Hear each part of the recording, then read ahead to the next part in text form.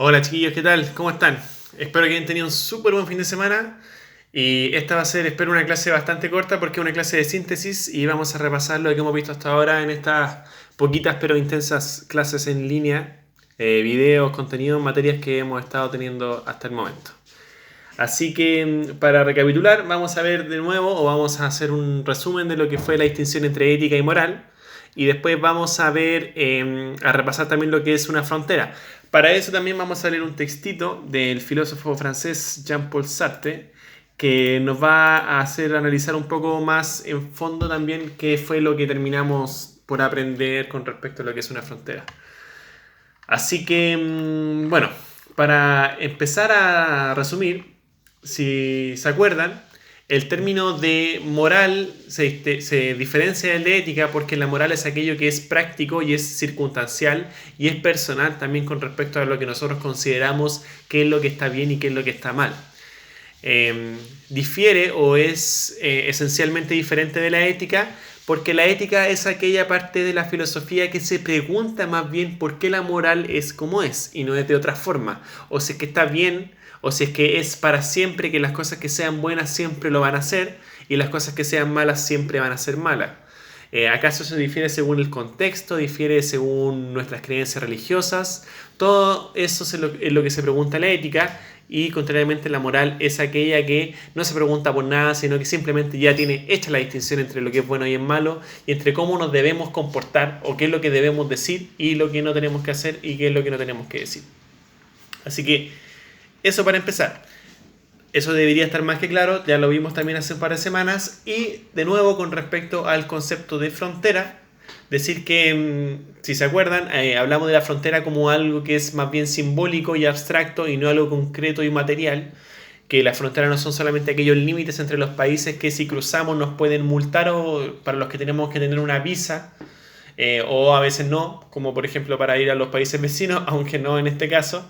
Y también cuál es el significado de una frontera en el contexto mundial de coronavirus, o sea, qué significa que haya más fronteras, por ejemplo, entre las comunas, entre las que están en cuarentena, las que no están en cuarentena, qué significa el cierre de los aeropuertos con respecto a las realidades de algunos migrantes, de personas que han quedado fuera de sus países, contexto cercano incluso podemos tener.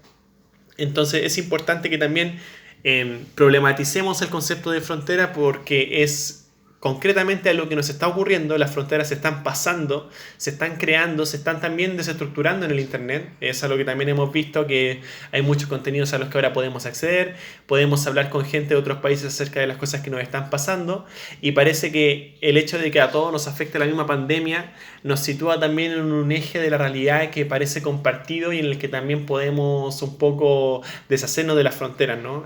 Podemos estar también dentro de todo tu mismo país, el país del coronavirus, si lo quieren poner así.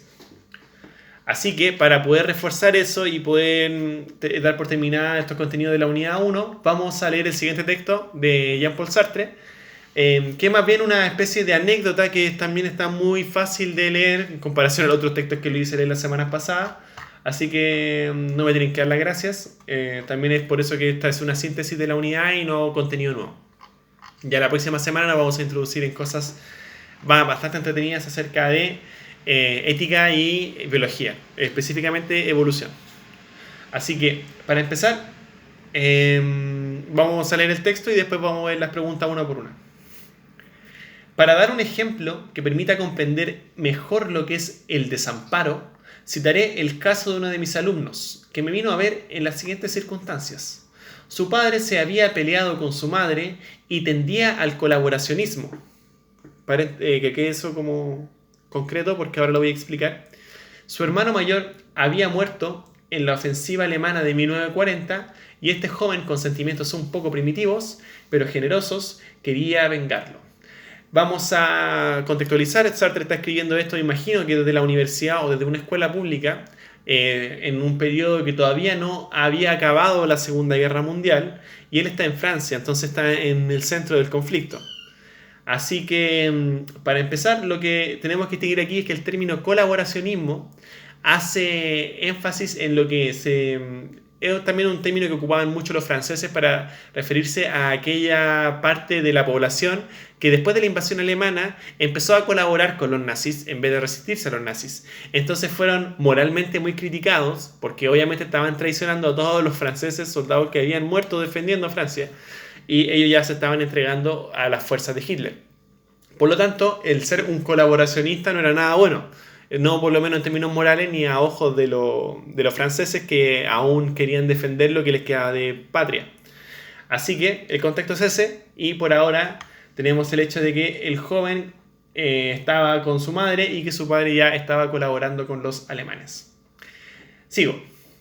Su madre vivía sola con él, muy afligida por la semi-traición del padre y por la muerte del hijo mayor, y su único consuelo era él. Este joven tenía en ese momento la elección de partir para Inglaterra y entrar a las fuerzas francesas libres, es decir, abandonar a su madre, o bien permanecer al lado de su madre y ayudarla a vivir. Se daba perfecta cuenta de que esta mujer solo vivía para él y que su desaparición, y tal vez su muerte, la hundiría en la desesperación.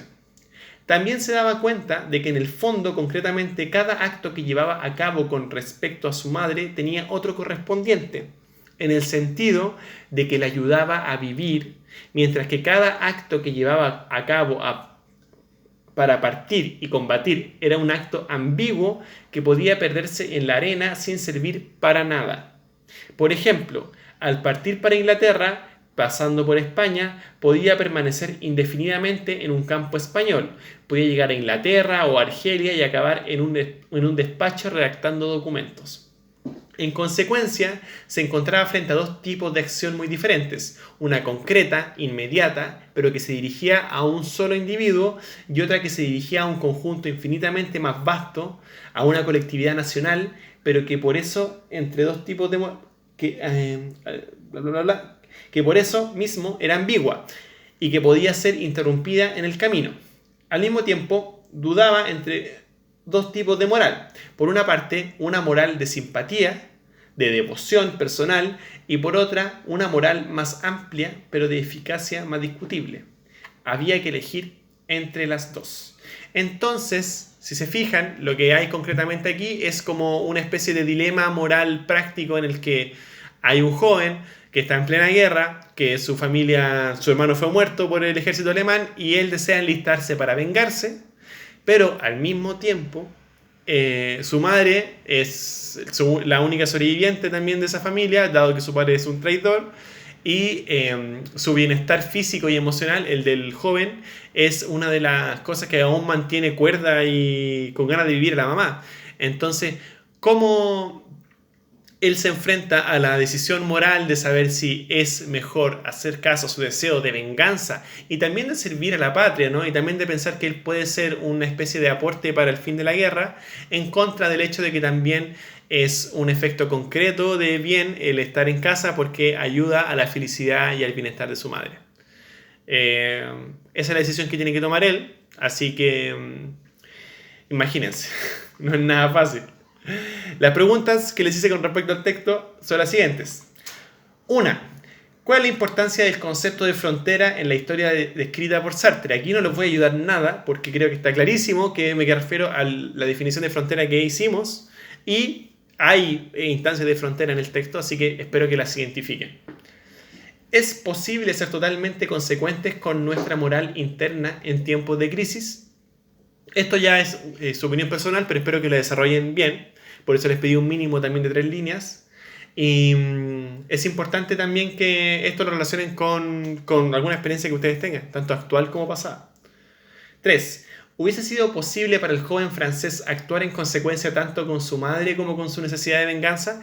Es decir, ¿es posible para él satisfacer ambos imperativos morales que tiene? El de hacerle bien a su madre y él también el de vengar a su hermano. ¿Puede hacer ambas cosas y hacerlas bien? ¿Y estar moralmente satisfecho con eso? Y por último, 4. ¿Reconoces en la historia algo que pueda relacionar con nuestra situación actual de crisis mundial? Y eso se los dejo también como una respuesta más bien personal.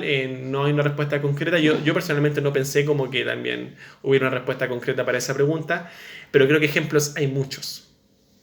Así que eso, chiquillos, esa es la guía de esta semana. Espero que está bastante simple con respecto a lo que hicimos las semanas pasadas.